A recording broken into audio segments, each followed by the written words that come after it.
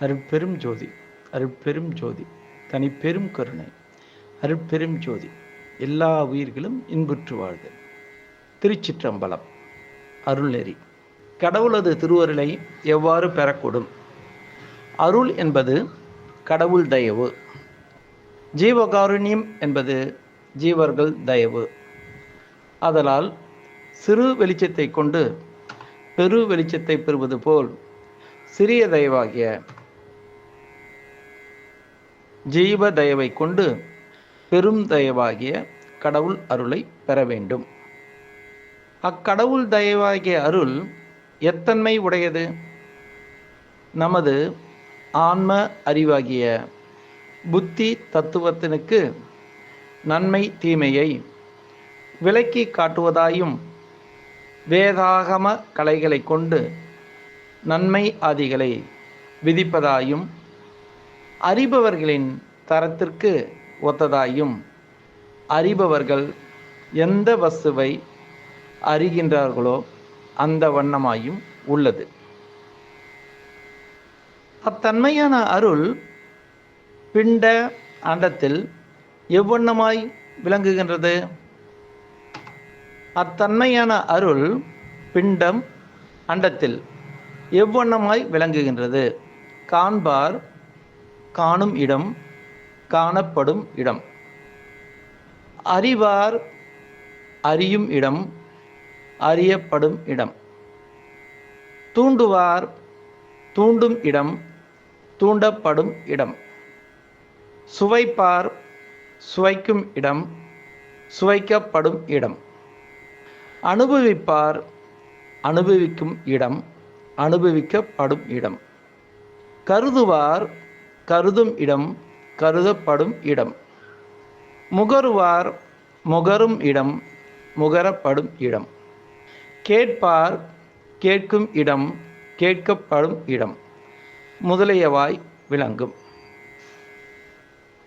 இவ்வண்ணம் விளங்கும் அருளை நாம் பெறுவதற்கு உபாயம் என்ன? இவ்வண்ணம் விளங்கும் அருளை நாம் பெறுவதற்கு உபாயம் என்ன? புத்தி தத்துவத்தால் நன்மை தீமையை விசாரித்து நன்மையே உருவாய் விளங்கும் பெரியாரை துணை கொண்டு அவரால் கட்டளையிடும் திருப்பணியை கைக்கொண்டு இடையறாது செய்யில் அவ் அருளை பெறலாம். நன்மை தீமை என்பவை யாவை? நன்மை தீமை என்பவை புண்ணியம், பாவம். புண்ணியம் என்பது ஆரம்பத்தில் செய்வதற்கும் அனுபவிப்பதற்கும் முயற்சிப்பதற்கும் துக்கமாயும் பின் சுகமாயும் விளங்கும். பாவம் என்பது ஆரம்பத்தில் சுகமாயும் பின் துக்கமாயும் இருக்கும். புண்ணிய பாவங்கள் நம்மை எவ்வாறு அடைகின்றன? மனம், வாக்கு, காயம் என்னும் மூன்றினாலும் அடையும். மேலும் மனத்தினிடத்தில் 4 வகையும், வாக்கினிடத்தில் 4 வகையும், சரீரிடத்தில் 4 வகையும் ஆக 12 வகையாய் நம்மை அடையும். அவை யாவன? மனத்தில் பரதாகர மனம் பண்ண நினைத்தல், அந்நியருடைய சொத்தை கிரகிக்க நினைத்தல், அந்நியருக்கு தீங்கு செய்ய நினைத்தல், முடியாத காரியங்களை நினைத்து அக்காரியம் அந்நியர்களுக்கு முடிந்ததை நினைத்து பொறாமை அடைதல். இவை 4ம் மனத்தினால் செய்யும் பாவங்கள்.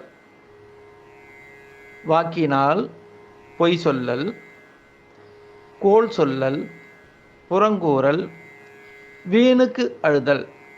இவை 4ம் வாக்கினால் உண்டாகும் பாவங்கள். தேகத்தினால் பிறர் மனைவியை தழுவுதல், புசிக்கத்தகாத வேத விரோத ஆகாரங்களை புசித்தல், அந்நியர்களை இம்சை செய்தல், தீங்கு செய்வர்களை தடுக்காமல் அவர்களுக்கு உபகாரம் செய்தல், இந்நான்கும் தேகத்தால் உண்டாகும் பாவங்கள். இவை போன்றவைகளை தவிர்த்து அந்நியர்களுக்கு நன்மை உண்டாக நினைத்தல், பொறாமை அடையாது இருத்தல்,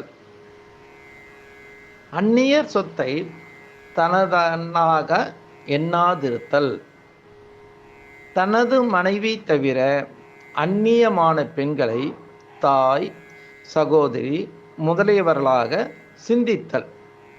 இவை மனத்தால் வரும் புண்ணியங்கள்.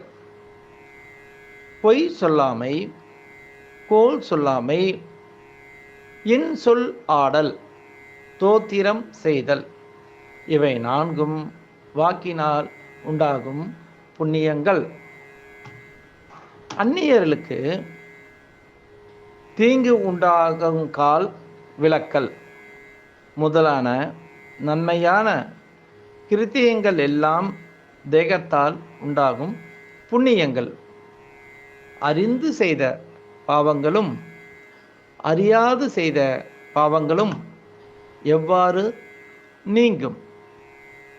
அறிந்த பாவங்கள் செய்த பின் தனக்கு பாவம் செய்ததாக எவ்வகையிலாவது தெரிந்த பின் நாம் பாவ செய்கையை முன்னமே தெரிந்தும் மோகத்தாலும் மறதியாலும் அபிமானத்தாலும் அகங்காரத்தாலும் செல்வச் செருக்காலும் தாட்சண்ய உடன்பாட்டாலும் உணவு பற்றியும் புகழ் பற்றியும் வழக்கம் பற்றியும் செய்துவிட்டோமே என்று பச்சாதாபப்பட்டு பெரியோர்களை அடுத்து அவர்களால் நியமனம் செய்யப்படும் பிராயச்சித்தங்களை கைக்கொண்டு அவ்வண்ணம் இச்சரீரத்தை தவத்தாலும் விரதத்தாலும் இழக்க செய்வதுமன்றி யாத்திரையாதிய மேற்கொண்டு புண்ணிய தலங்களில் சென்று வசித்து இயன்ற அளவில் அன்ன விரயம் செய்தால் நீங்கும். மேலும் சக்தியற்றவர்களாயும் வார்த்தைகளாயும் உள்ளவர்கள் மகான்களுக்கு தொண்டு செய்தால் நீங்கும். மகான்கள் நேரிடாத பட்சத்தில் பச்சாதாபத்துடன் பாப காரியங்களை செய்யாமலும் பாவிகளுடைய கூட்டத்தில் பழகாமலும் திருவருளை சிந்தித்து அவர்கள் தரத்திற்கு ஒத்த தெய்வங்களை சிந்தித்து கொண்டிருந்தால் நீங்கும். அறியாத பாவங்கள் யாவனில் நடக்கும் காலத்திலும் நீராடும் காலத்திலும் சயன காலத்திலும் தனக்கு தோன்றாமல் நேரிடும் பாவங்களாம். இதன்றி அவை மனத்திற்கு புலப்படாமலும் உண்டாகும். இவைகள் யாவும் தினம் செய்யும் ஜபத்தாலும் பாராயணத்தாலும் ஸ்தோத்திரத்தாலும் விருந்து உபசரித்தலாலும் தெய்வம் பராவலாலும் நீங்கும். பிராயச்சித்த முதலியவைகள் செய்யாவிட்டால் பாவங்களால் அடையும் கதி என்ன? மனத்தால் செய்யும் பாவங்களுக்கு சண்டாலாதி சரீரம் உண்டாகும். வாக்கால் செய்த பாவங்களுக்கு மிருகம் முதலான சரீரம் உண்டாகும். தேகத்தால் செய்யும் பாவங்களுக்கு மரம் முதலான சரீரம் உண்டாகும். வேதாந்திகள் பாவம் முதலிய கருமங்களும் புண்ணியம் முதலிய எதுக்களும் நமக்கில்லை, நாம் சர்வசாட்சி என்கின்றார்களே. அஃதென்ன? தேக வாசனை, இந்திரிய வாசனை, கரண வாசனை, பிராணவாயுவின் சேர்க்கையிலால் உண்டாகும் வேறுபாடு முதலிய நன்மைகளில் சலிப்பற்று ஆகாரம், நித்திரை, பயம் முதலியவைகளில் தாம் சலித்தும் சோர்ந்தும் திடுக்கிட்டும் இல்லாமல் நிவாத தீபம் போல் விளங்கும் ஜீவன் முத்தர்கள் சமூகத்தில் பாவ கிருத்தியங்கள் நடவா. புண்ணியங்களும் பிரயோஜனம் பற்றி செய்யார்கள். பொன்னும் ஓடும் சரியாக காண்பார்கள். பொன்னும் ஓடும் சரியாக காண்பார்கள். அத்தன்மை உடைய நித்திய முத்த சுத்த ஞான தேக சித்தர்களுக்கு பாவ புண்ணியம் இல்லை என்று அவர்கள் சொல்ல வேண்டியது இல்லை, நமக்கே தெரியும். மேலும் அவர்கள் இந்த பௌதிக சரீரத்தில் வசித்தாலும் சரீரமாகிய தத்துவ தாத்விகங்கள் இப்போது நமக்கு அசுத்த தேகமாயும் அசுத்த பொறியாயும் அசுத்த கரணமாயும் அசுத்த அனுபவமாயும் அசுத்த அறிவாயும் இருப்பது போல் இரா.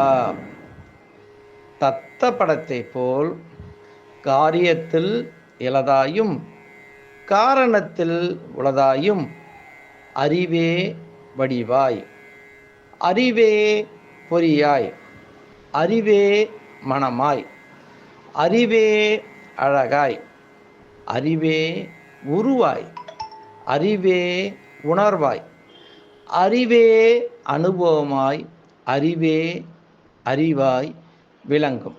திருச்சிற்றம்பலம். அருட்பெரும் ஜோதி, அருட்பெரும் ஜோதி, தனிப்பெரும் கருணை, அருட்பெரும் ஜோதி, அருட்பெரும் ஜோதி, அருட்பெரும் ஜோதி, தனிப்பெரும் கருணை, அருட்பெரும் ஜோதி. திருவருட்பா உரைநடை பகுதி அருள்நெறி என்ற தலைப்பில் திருவருட்பாவில் கூறியுள்ள செய்திகள். திருச்சிற்றம்பலம்.